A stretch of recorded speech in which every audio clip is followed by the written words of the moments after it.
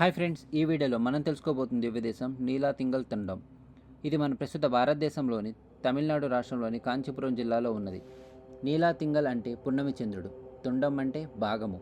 పున్నమి చంద్రుని మలినము కలవని లోపలి భాగం యొక్క కాంతిల అతి కాంతివంతమైన ముఖం కల పెరుమాల్ కనుక ఈయన్ని పూర్ణచంద్ర ప్రభుడు నీలాతింగల్ తుండతాన్ అని తిరుమంగై ఆళ్వార్లు కీర్తించారు.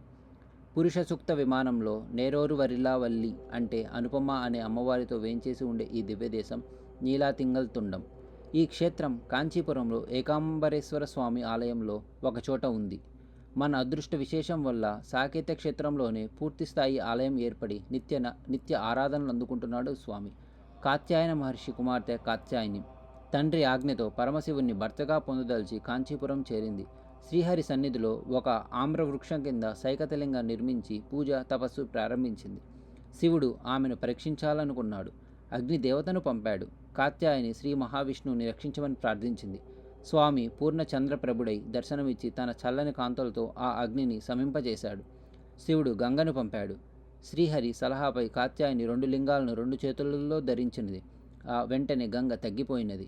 ఆ శ్రీహరి ఆదేశంపై శివుడు ఆనందించి కాత్యాయని పరిణయమాడాడు. తన సన్నిధిని కాత్యాయనికిచ్చి శివుని ఏకాంబరేశ్వరుడు అని నామకరణం చేశాడు. అదే ఏకాంబరేశ్వర అయినది. కాత్యాయని కోరికపై తాను ఒక పక్క కళామాత్రంగా రక్షకుడై ఉంటానన్నాడు ఆ శ్రీహరి. అదే అక్కడి ఈనాటి సన్నిధి. ఇలాంటి మరిన్ని స్టోరీస్ తెలుసుకోవడానికి మన ఛానల్ని సబ్స్క్రైబ్ చేయండి. ఈ వీడియో మీకు నచ్చినట్టయితే లైక్ చేసి షేర్ చేయండి. Thank you guys.